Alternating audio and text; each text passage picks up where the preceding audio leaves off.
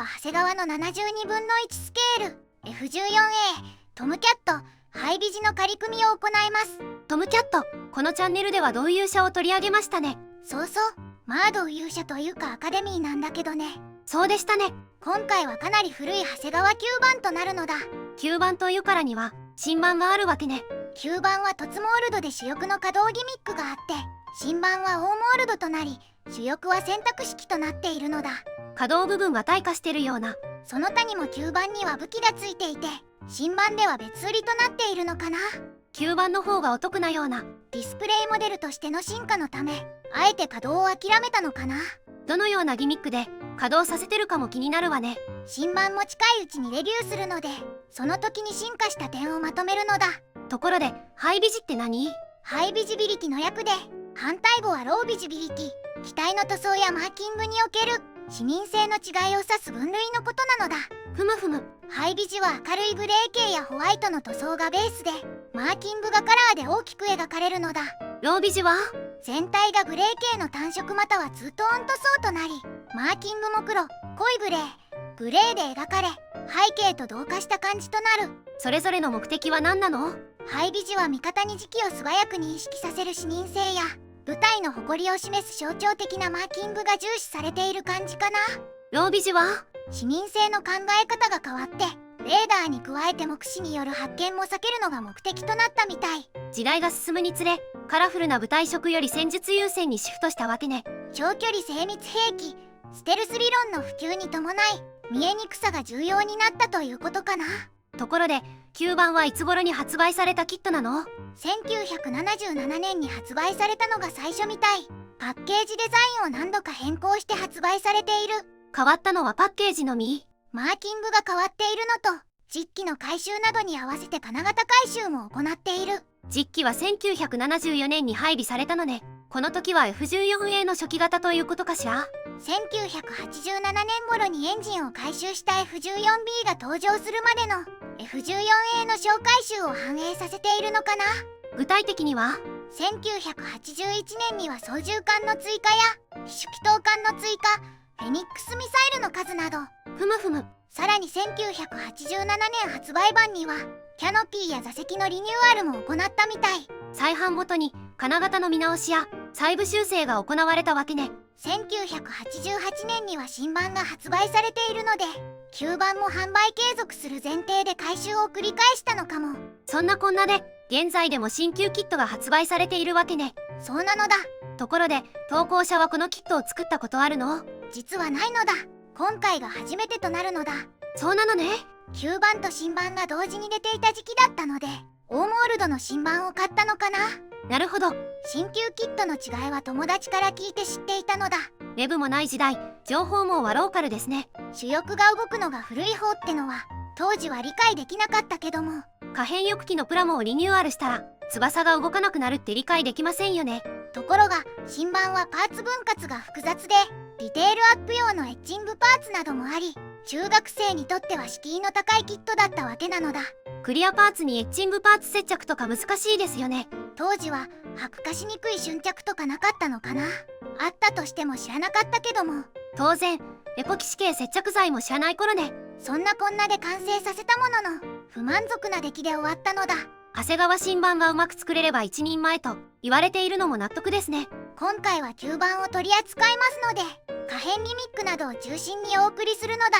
国内ですとどのメーカーが出していましたっけ？長谷川以外だと富士見からも出ていた。ふむふむ。オーモールドで武装付きでお得なキットのようですね。その他ではタミヤからも出ていたのだ。こちらはイタレリ製品ですね。表現もトツモールド。直近だとファインモールドからも発売されている。こちらはマガジンキットでの販売が最初でしたね。冒頭で触れている通り、同友社からも出ている。こちらは2種類ありますね。こちらのパッケージはホビーボスの OEM 商品で、こちらは前回紹介したアカデミー OEM というわけね。タミヤは32分の1スケールと48分の1スケールで発売しているので、オリジナルの72分の1スケールが出てくれると嬉しいと思ってたら、ついに出てきましたね。 F4 もぜひお願いいたします。では早速パッケージの内容を確認するのだ。お願いします。パッケージイラストは春角もの上を飛行する F14A なのだ。マーキングは第111戦闘飛行隊サンダーウナーズね。箱の中身はグレーのランナーが6枚。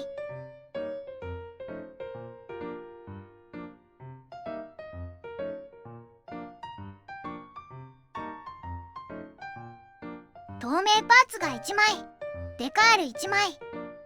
組み立て説明書。それに塗装図も付属しているのだ。マーキングは2種類。第111戦闘飛行隊サンダーウナーズ、第84戦闘飛行隊ジョリー・ロジャーズ。どちらも人気のあるマーキングね。部品点数は全部で98点。9番といえ部品点数はかなりあるわね。それでは長谷川の72分の1スケール F14A トムキャットハイビジの仮組み始めるのだ。最初に操縦席なのだ。ふむふむ。操縦席は全部で12パーツ。操縦席床と座席、計器パネル、操縦桿、先脚庫が含まれているのだ。この操縦席も進化してきたわけね。操縦桿が追加されて次に座席が新しくなったのだ。計器パネルはデカール表現ですね。座席のサイドパネルにもデカールを貼り付けるのだ。パイロットがついてますね。2名付属しているのだ。次はエアインテークですね。エアインテークは2個組み立ててそれぞれにパーツ構成なのだ。増装を積む場合は穴開けの指示がありますね。そうなのだ。次はエンジンですね。総発エンジンなのでこちらも2個組み立てる。エンジンノズルとエンジン奥部分を接着するのだ。ノズルの形状は選択式ね。お好きな方を選ぶのだ。次は主翼、水平尾翼、胴体なのだ。いわゆるしの字ですね。最初は機首部分の組み立てから始まるのだ。ふむふむ。機首部分は左右分割の2パーツ構成。操縦席を挟み込んで接着するのだ。この時に計器パネルも取り付けるのね。計器パネルは機首パーツに貼り付ける仕様なのだ。ここでノーズコーンも取り付けるのね。ノーズコーンには 5g の重りを仕込むのだ。次は主翼ですね。胴体に主翼を挟み込む構造なので先に主翼を組み立てる必要があるのだ。いつもと順番が違うんですね。主翼は左右それぞれにパーツ構成で下パーツに上パーツを貼り合わせるのだ。主翼のモールドはどうですか？凸モールドなのだ。繊細な表現が施されているのだ。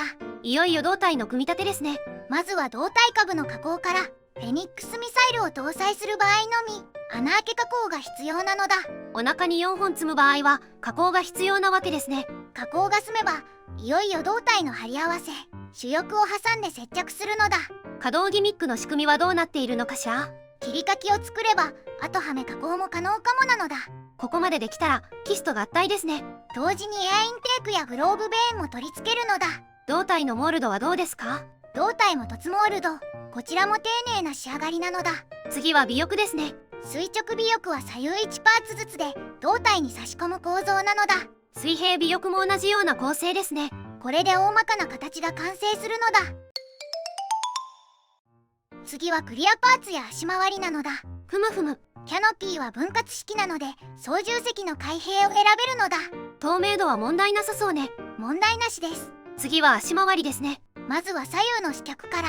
主脚は拡散パーツ構成なのだ。タイヤと足本体ね。さらに胴体に接着するカバーもあるのだ。次は前脚ね。前脚は5パーツ構成。脚本体にタイヤ、ライト、カバーなどが含まれる。ここにも胴体に取り付けるカバーがあるわけね。そうなのだ。次はアクセサリー関連ですね。今回は胴体下にフェニックスミサイルを4発搭載するのだ。エアインテーク下には増装を2機装備できるのね。さらに主翼付け根にはスパローとサイドワインダーを1本ずつ装備可能なのだ。アクセサリーが豊富なのは嬉しいですね。最後は細かいパーツなのだ。まずはノーズコーン先端に気筒管ね。機種左右には気筒制圧プローブや A1C プロープを取り付けるのだ。機首下部にはアンテナも取り付けますね。選択したマーキングによって形状が異なるので注意なのだ。胴体後方にはベントラルフィンを2枚取り付けて、これで大体完成なのだ。では終わりに総評なのだ。今回は長谷川の72分の1スケール F14A トムキャットハイビジの仮組みレビューをお届けしたのだ。仮組み後の感想はどうでしたか？旧版とはいえ現役で販売され続けているキットでアップデートを重ねてきた実績からも安定した内容なのだ。発売から50年近い金型になるのね。複雑な形状を持つ戦闘機だけど組み立て自体はそこまで難しくなかったのだ。パーツの合いはどうでした？大きな問題はなく合わせ目処理に気をつければ凸モールドも活かしたまま仕上げられそうなのだ。可動ギミックの印象は？ギア連動で主翼が同時に開閉するギミックは見事なのだ。でも塗装を考えると胴体と主翼は別々にしておきたいわね。そうすれば塗装やディテールの仕上げもやりやすくなるのだ。可動ギミックを活かしつつ作りやすさも両立したいところなのだ。なるほど、ちょっとした工夫で仕上がりも変わってきますもんね。ちょっと間が空くかもしれないけど、新版もそのうちレビューする予定なのだ。ディスプレイモデルとして進化した新版も楽しみですね。ではでは、動画を最後までご視聴していただきありがとうございますなのだ。チャンネル登録と高評価をお願いしますなのだ。次回以降も飛行機プラモデルのレビューを続けていくのだ。では、バイバイ。